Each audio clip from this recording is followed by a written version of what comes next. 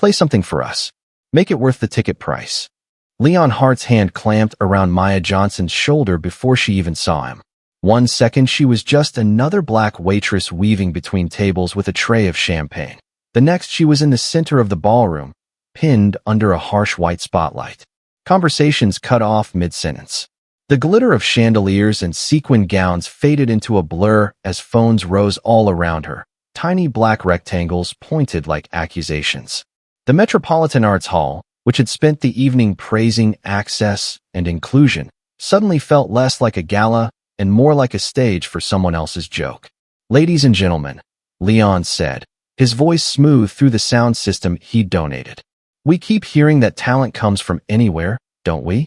That anyone from any background can shine if they're just given a chance." His fingers dug into her shoulder.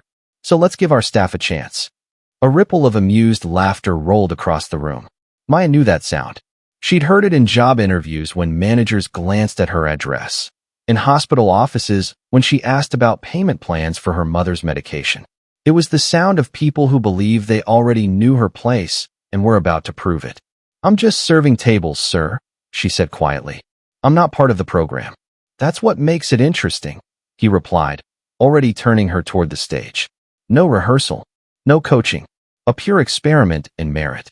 His front table, friends, investors, people whose names were carved into marble, laughed louder. "Record this," someone murmured, and several phones flipped to video. On the auction platform, under its own soft pool of light, rested the night's prize, a centuries-old violin, honey brown and glowing. Earlier they'd called it the Aurelia, worth more than $3 million. Its sale meant to fund instruments and lessons for kids who could never afford them. "The Aurelia has slept long enough," Leon announced as he guided Maya up the steps. "Let's see if our cause can actually find the genius it keeps promising." The auction director hurried over, smile tight. "Mr. Hart, the insurance really doesn't." "I'll double my donation," Leon cut in, still facing the crowd. $2 million if she can play something recognizable without dropping it. If she can't, he finally glanced down at Maya, his smile thinning. "Then we'll adjust our expectations about where talent really comes from." "Fair." A low murmur rolled through the hall. Money changed the air. Even the discomfort smelled expensive. Maya felt it press against her skin.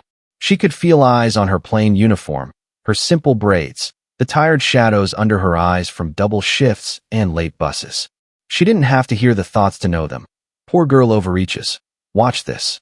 "You don't have to do this," the director whispered to her. "We can say no." At the back of the hall, she sensed the other servers watching, frozen with trays in hand. The unspoken rules were carved into the air. Don't make a scene. Don't talk back. Don't lose the job that's barely keeping you afloat. "Come on," Leon murmured near her ear, low enough to sound private, but still caught by the mic. "You people are always saying you just need an opportunity." The words burned more than the spotlight. She could have stepped back. She could have shaken her head, let security steer her quietly away, gone back to the kitchen and pretended the whole room hadn't just watched her be turned into a prop. She could have kept her paycheck safe, kept the next box of pills for her mother guaranteed, kept her memories of music locked away where they couldn't hurt. Instead, she heard herself say, "I'll do it." Her tray rattled as she set it on the nearest table. Her hands felt strangely light, as if the fear had slipped out of them and settled somewhere deeper, turning into something dense and steady. Leon faced the cameras. "Let the record show," he called. She volunteered. The short walk to the glass case felt like crossing a bridge suspended over nothing. The chatter and background music vanished, leaving only the soft tap of her shoes and the faint mechanical whir of lenses zooming in. Up close, the Aurelia looked unreal. The varnish glowed like late sunlight, the wood worn smooth by hands long gone. A small brass plaque at its base read, "For the children who will change the world." Maya stared at those words until another image replaced them. A cramped living room, her mother asleep on a sagging couch after a night shift, teenage Maya practicing on a scuffed rental violin, the bow fraying at the tip, the pawnshop counterware. Years later, she'd laid her own violin down to pay for an emergency scan. Each memory was a note in a chord that hummed under her skin. "If I walk away," she whispered, mostly to herself, "he gets to decide who I am." The director hesitated, then unlocked the case. Her fingers didn't tremble when she lifted the violin. The weight settled against her shoulder like something remembered instead of learned. Her chin found the rest without searching. Her left hand curved around the neck with an ease that did not belong to a girl whose job was carrying trays. In the fifth row, a woman in an emerald dress, one of the evening's featured musicians, leaned forward. She watched the relaxed wrist, the natural line of elbow and shoulder, and her expression shifted from polite curiosity to sharp attention. On the balcony, someone whispered, "Wait, she actually knows how to hold it." Maya tuned quickly, turning the pegs with small, precise motions. Each ping of the strings rang clear, the hall catching and stretching the sound until even the tiniest adjustment felt like a statement. "What's it going to be?" Leon called. "Maybe Twinkle, Twinkle?" "Start simple."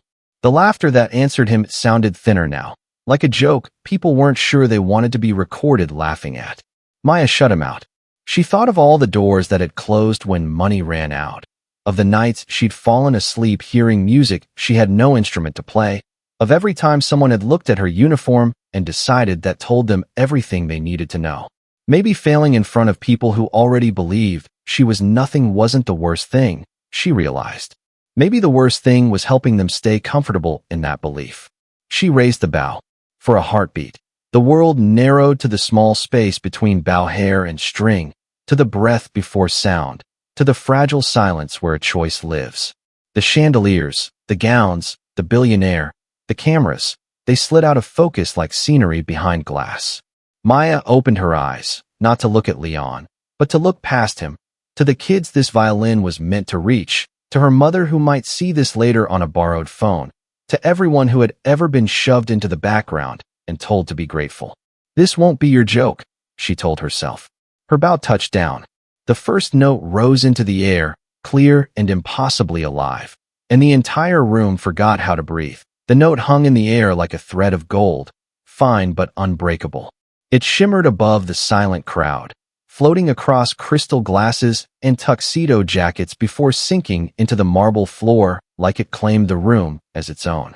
Even the servers at the back, trained to keep moving no matter what, stood still, as if someone had pressed pause on the world. Maya didn't notice any of them. The moment her bow touched the string, something inside her opened, something she thought she'd buried years ago in a pawn shop under fluorescent lights. It wasn't confidence, not exactly. It felt more like recognition, like her own hands were remembering a language she'd once spoken fluently but had been forbidden to use. She didn't choose a warm-up piece. She didn't start with something easy. The music burst out of her like a confession she could no longer hold in. The melody was one she had practiced every night as a teenager, when the walls of her apartment were thin but her dreams were loud. It was a piece that had earned her a scholarship once, before life demanded she trade concert halls for double shifts. The sound was not soft or tentative. It was full, deep, certain, like it came from the wood of the violin and the weight of her memories combined. A gasp broke from someone in the front row. That's not beginner stuff." Leon Hart's smirk faltered. His friends lowered their phones, their expressions warping from amusement to confusion. The joke they'd expected wasn't unfolding. Something else was happening, something they hadn't planned for. The emerald-dressed violinist rose halfway from her seat. Her hand covered her mouth. She recognized the opening phrase immediately, and not just as a musician. She recognized the control of the vibrato, the flawless intonation, the way Maya shaped the sound, as if she could sculpt the air itself. Maya didn't see her. She didn't see anyone. She only saw the notes, glowing, moving, rising, like fireflies in a dark field. Her bow danced. Her fingers slid with precision, born not from recent practice, but from the kind of training that leaves its mark deeper than muscle. Every shift, every slide, every breath she took was steady and unforced. She didn't struggle for the next measure. She flowed into it like the music was gravity, and she was simply falling. The second phrase climbed into the rafters, and something wild sparked in the room. People leaned forward without meaning to. A man at one of the sponsor tables dropped his champagne flute, the glass shattering against the stone floor, but the sound barely registered. Everyone was too focused on the girl on stage. "That's impossible," someone whispered. "She's a waitress." But the violin answered them before anyone else could. Maya reached the passage that used to make her hands tremble years ago, a fast run of notes that required total commitment. She hit it cleanly, effortlessly. Her bow flew in tight, controlled arcs. A flare of confidence lit her posture, subtle but unmistakable, like she had remembered she once belonged somewhere better than this ballroom. And the audience felt it. Phones wavered. Screens dropped slightly. A strange flutter of shame crept through people who had laughed only minutes earlier. No one had expected this. No one had expected her. Leon's face tightened in slow, visible realization. The girl he had dragged on stage wasn't breaking. She was blooming. Every measure she played stretched the silence around her until it felt sacred. The room wasn't just quiet. It was reverent, the kind of reverence found in temples or places where something greater than human pride speaks. Maya didn't know how long she'd played. The world had folded into music and breath and movement. But when she slid into the final note, it seemed to vibrate through the marble, through the people, through the air itself before fading like sunlight sinking below the horizon. Then nothing. A silence so complete it was almost loud. Her bow hovered in the air as if afraid to disturb it. For 3 full seconds, no one moved. Then 4 seconds. Then 5. And then, as if a spell shattered, a woman in the 6th row shot to her feet, her hands slamming together in applause that echoed off the walls. Then another. Then another. The entire room erupted, not politely, but violently, like the applause had been trapped in their chests and now thundered out in release. People stood so fast their chairs scraped against the floor. Some clapped with both hands and arms. Some trembled with shock. Several were crying, wiping tears with napkins meant for dinner instead of shame. The emerald-dressed violinist didn't clap immediately. She stepped into the aisle, eyes locked on Maya, recognizing something deeper than skill. She recognized pain, discipline, sacrifice, all wrapped in the sound of a woman who had lost everything and still found a way to rise. Leon Hart remained seated. His jaw was clenched so tightly the muscles pulsed. His fingers gripped his armrests. His eyes were narrow and calculating, already searching for a way to regain control of the room he had just lost. Maya lowered her bow slowly, her chest rising with heavy breaths. She didn't smile, not yet. She looked stunned, almost fragile, like she had not expected the music to come out of her like that, like she had borrowed strength from some invisible part of her soul. The applause roared on, growing louder, building like a wave that refused to break. But then, Leon stood abruptly. The clapping stumbled. A few people fell quiet. The room's balance trembled on a thin edge as the billionaire took one step forward, then another, toward the girl he had tried to humiliate. He stopped just behind her. "Cute trick," he said softly, his microphone amplifying the words across the hall. "Let's see how long it lasts." And with that, the applause slowly died, leaving Maya alone again under the spotlight, her violin still warm in her hands. As the next confrontation gathered like a storm, the applause faded into an uneasy hush, rippling across the ballroom like a curtain being pulled shut. Maya stood frozen beneath the spotlight, the violin still cradled in her hands, her breath trembling from the storm she had just unleashed. For a heartbeat, she thought, hoped, the billionaire would admit defeat. But Leon Hart was not the kind of man who surrendered, especially not in front of an audience he was used to controlling. He stepped beside her, his smile sharp and artificial. "You surprised them," he said, voice low but amplified through the mic. "Not me. Tricks can impress a crowd. But real talent." He lifted a hand and snapped his fingers. "Real talent survives pressure." A murmur rose. Several guests exchanged wary looks. Some wanted to interrupt, but none dared stop a billionaire mid-performance. Leon gestured to the stage manager, who hurried over, visibly uncomfortable. A stack of sheet music was placed into Leon's hands. He flipped through it theatrically until he found a worn, stained copy. "Ah," he said, holding it up. "Mozart." The room tensed. Maya's pulse stumbled. The page he held was water-damaged. Entire measures were blurred into mush. It looked less like music and more like a piece of paper rescued from the bottom of a sink. A trap disguised as a test. "For someone who claims she can play," Leon continued, "this should be effortless. Unless," he smirked, "you only memorized one little tune to impress the donors tonight." The insult crackled through the air. The emerald-dressed violinist clenched her jaw, her posture stiffening. She opened her mouth to speak, but Maya gently shook her head, a small, steady motion that made the older woman pause. Maya inhaled. She knew what saying yes would cost her. She also knew what saying no would confirm to him, and to everyone watching. Once again, she felt the old conflict rise. Protect herself or defend the parts of her life she'd been forced to hide. I don't need the sheet, Maya said softly. The ballroom erupted in whispers. Leon raised an eyebrow, amused. You're claiming you can sight-read Mozart from memory? Her voice was calm now, anchored by something deeper than fear. I'm claiming I don't need your damaged copy. The emerald-dressed violinist's eyes widened in recognition, not just of confidence, but of someone speaking from truth. True musicians didn't bluff with Mozart. Leon's expression hardened. Then play. Maya lifted the violin again. Her fingers curled around the neck. Her bow hovered just above the string. She closed her eyes, not to shut out the room, but to invite back the years of training that had lived quietly inside her, gathering dust but never dying.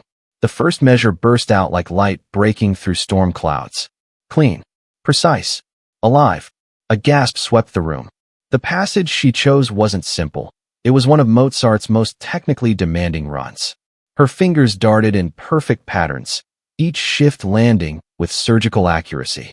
Her bow carved arcs of sound that vibrated in the chandelier crystals and sent small shivers through the audience. She's actually doing it, someone whispered. The orchestra musicians in the back stared, stunned.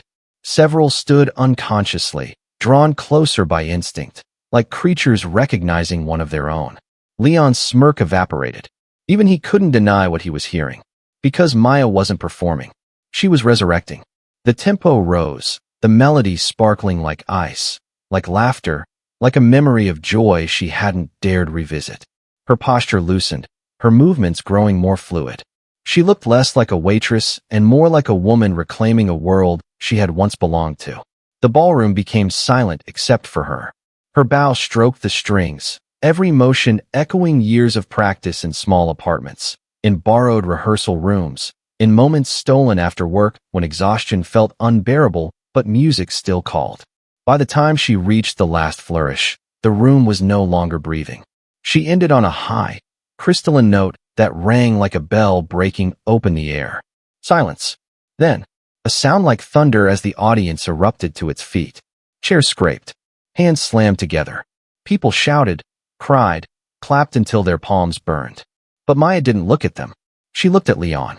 And for the first time all night, he looked shaken, no longer amused, no longer smug. His jaw was tight, his fists clenched. He had expected her to fall apart. Instead, she had risen. But even as the ovation thundered around them, Maya felt it. The shift in the room, sharp and electric. Leon wasn't finished. The humiliation he had planned for her had rebounded onto him in front of hundreds of people. Billionaires didn't forget that. They didn't forgive it. He stepped forward again, forcing his smile back into place. Well then, he said, voice strained. Let's see how far your little miracle act can go. And the storm waiting behind his eyes promised that the next test would be worse. The applause was still shaking the room when Leon Hart lifted his hands, not to clap, but to cut the cheering short. The sound died unevenly, like a wave crashing against jagged rocks.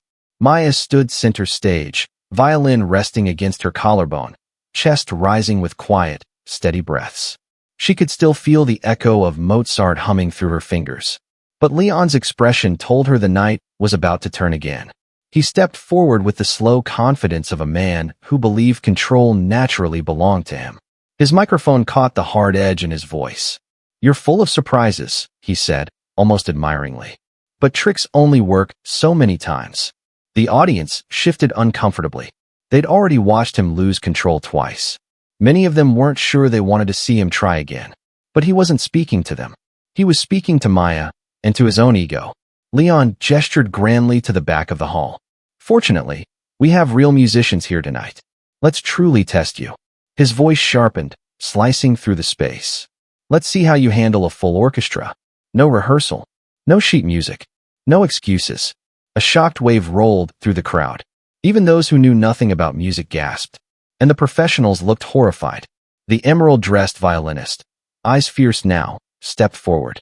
That's unreasonable, she said loud enough for people in the back to hear.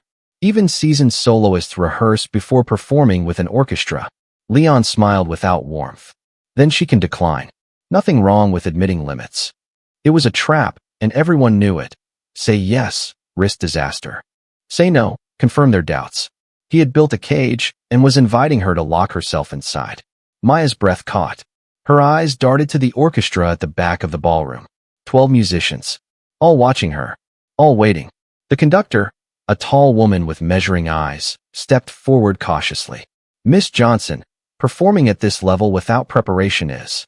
I'll do it, Maya whispered. The conductor's eyebrows lifted. Are you sure? Yes. Her voice wasn't loud, but it was steady, and the steadiness filled the room like a slow-moving shockwave. Leon leaned in, trying to break the moment. You know, he murmured, voice sliding low. Humility might suit you better than pride. Maya met his gaze, really met it this time. This isn't pride, she said softly. It's proof. Before he could reply, the conductor lifted her hand toward the orchestra. Musicians, take your places. The audience stirred as chairs scraped and strings were tuned. The room shifted from glittering gala to something sharper, heavier, like a battlefield disguised as a stage. Maya stepped closer to the conductor. Just follow me, she murmured. The conductor looked startled, then something like respect flickered across her face. She raised her baton. Silence settled again. The overture began, not soft, not tentative, but with a full, swelling force that made the chandeliers tremble. The orchestra carried the first measures like a tide rising under moonlight, lifting the air, thickening it. And then, Maya entered. Her violin sang. This was no careful, cautious entrance. She didn't creep into the melody, she claimed it. Her bow glided, then darted, then soared. Every note landed exactly where it belonged, as if she'd rehearsed the piece every morning for years. The musicians' eyes widened. They followed her instinctively, trusting her phrasing, adjusting to her timing, matching her tone. For a moment, it felt less like she was joining them and more like she was leading them, drawing their skill upward into something larger than any of them had expected tonight. The audience sat completely still. Maya's playing deepened. The movement reached its emotional core, a section that demanded openness, vulnerability, a willingness to bleed sound instead of simply performing it. And Maya bled beautifully. She played grief. She played hope. She played the weight of nights spent in hospital waiting rooms, the ache of dreams paused but not extinguished, the quiet promise she made to herself every time she touched a violin string. People in the crowd felt it. A woman near the front pressed both hands to her mouth. A man wiped his eyes quickly, hoping no one noticed. Even the servers in the back stood transfixed, trays trembling in their hands. And Leon stared, jaw clenched, eyes burning with disbelief. He looked like a man who had lit a fire expecting to warm himself, only to watch it turn into a blaze that consumed everything he'd built. The final run approached. Maya drew her bow back, breath steady, fingers poised. The orchestra rose behind her, one unified force. Then, she unleashed the final passage, fast, fierce, flawless. Pure thunder stitched into melody, lightning trapped in wood and string. The last note hung suspended above the room like a star refusing to fall. Then, at last, silence. Long, stretching, trembling silence. For 6 seconds, no one breathed. For 7 seconds, no one blinked. And then, the room detonated. Applause crashed like waves. People surged to their feet. Some sobbed openly. Others shouted her name though she had never introduced herself. The conductor herself applauded Maya with both hands, tears streaking down her face. Maya stood in the center of the chaos, trembling with exhaustion and power. Leon did not stand. He sat frozen, staring at her as though he were seeing something impossible, something that had no place in the world he believed he controlled. Maya lowered her violin slowly. She had not broken. She had not bent. She had risen higher than he could reach. And everyone in the room knew it. The ovation had not simply filled the ballroom. It had swallowed it whole. People weren't clapping anymore. They were roaring, stamping, reaching for Maya as though witnessing something holy. The conductor wiped her cheeks. Musicians hugged each other, stunned and exhilarated. But at the center of it all, Maya stood trembling, not from fear, but from the overwhelming weight of what she had just unleashed. Her heart hammered with the force of everything she had held back for years. Leon Hart did not clap. He did not stand. He sat rigid, his face carved into a mask of disbelief and fury. Every cheer around him scraped against his pride like broken glass. His jaw twitched. His eyes narrowed. He looked less like a billionaire philanthropist and more like a man watching the foundation of his ego crumble under its own lies. And everyone saw it. That terrified him more than Maya's playing. When the applause finally softened into breathless murmurs, Leon rose. Not by choice. Almost as though something inside him snapped and forced him upward. He lifted the microphone slowly. "I suppose," he said, voice trembling with restrained venom. "Some people rehearse more than they admit." A ripple of discomfort spread through the audience. The energy shifted, heavy and defensive. Maya's stomach tightened.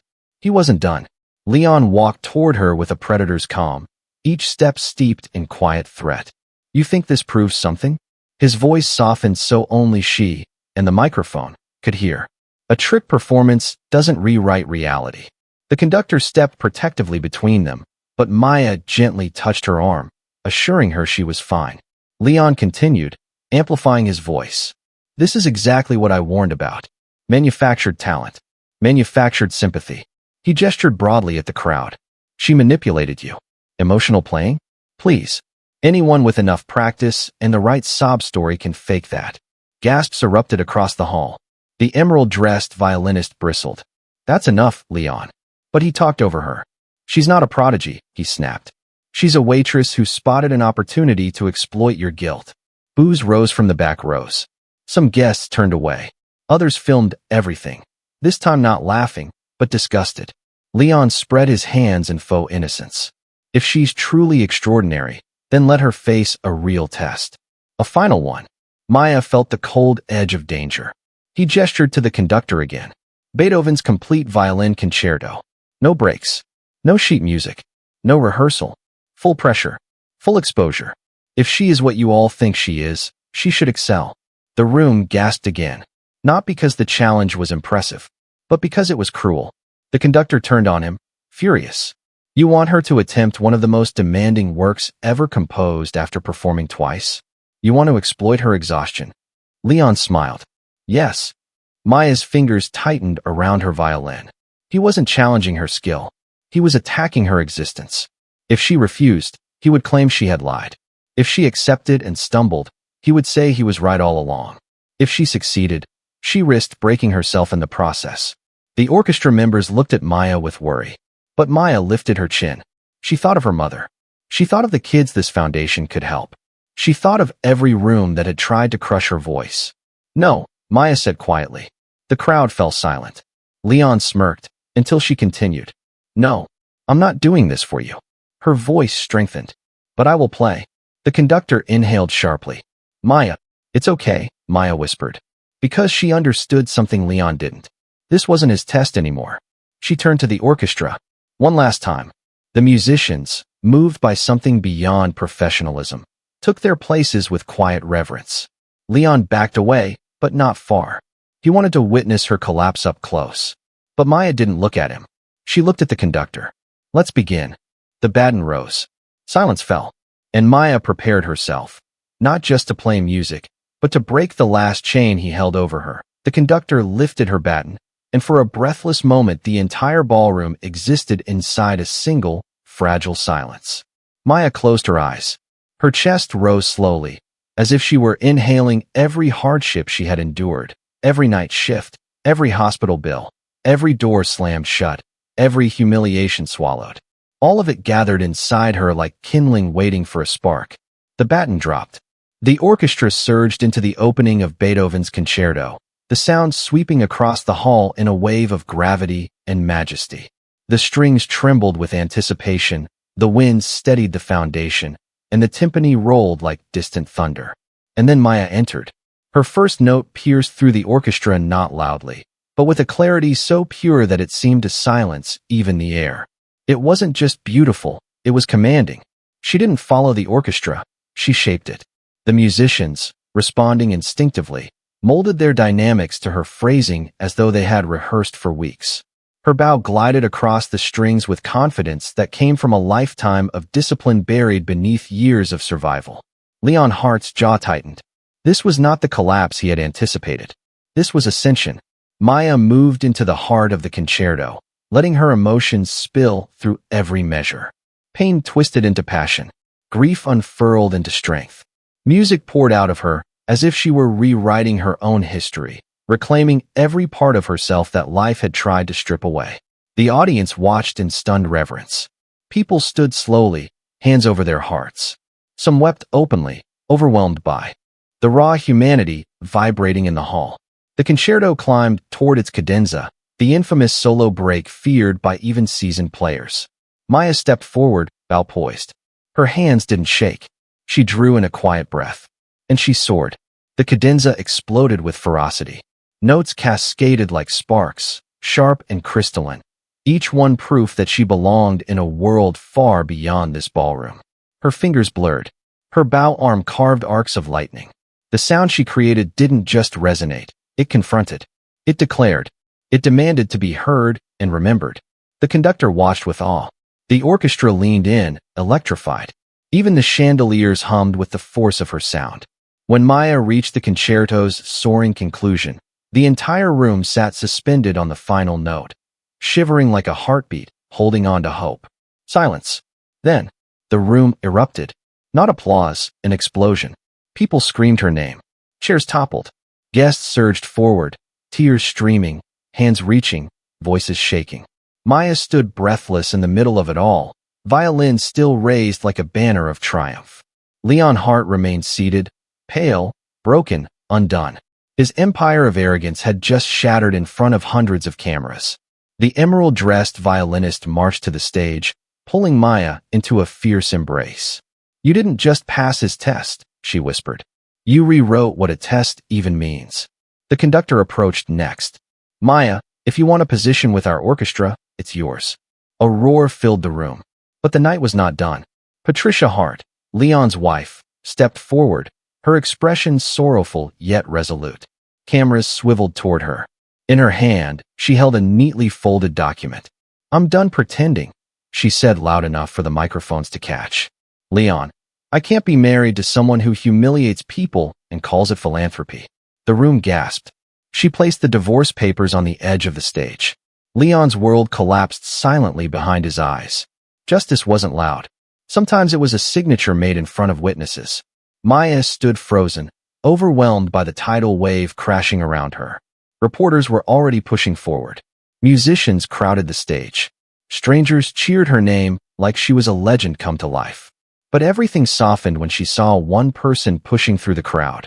Her mother, wrapped in a coat too thin for the cold night. Eyes full of tears, she reached the stage with trembling hands. Maya rushed to her, the violin held safely at her side. They embraced tightly, the world fading around them. "You found your music again," her mother whispered. Maya nodded, tears slipping down her face. "I didn't find it, Mama. It never left." 6 months later, Maya stood backstage at Carnegie Hall, preparing for her official solo debut. Her name glowed on banners outside. Her story shared across televisions, newspapers, and countless phones. The Aurelia violin now belonged to the foundation created in her honor, the Maya Johnson Initiative, funded by donations from around the world. Tonight, she would play not for survival, not for approval, but for every child who had ever been underestimated. The lights dimmed. The audience hushed. Maya stepped onto the stage, bathed in gold. And as she lifted her bow, she remembered the night she was dared to play as a joke, and transformed humiliation into history. Her first note silenced the world.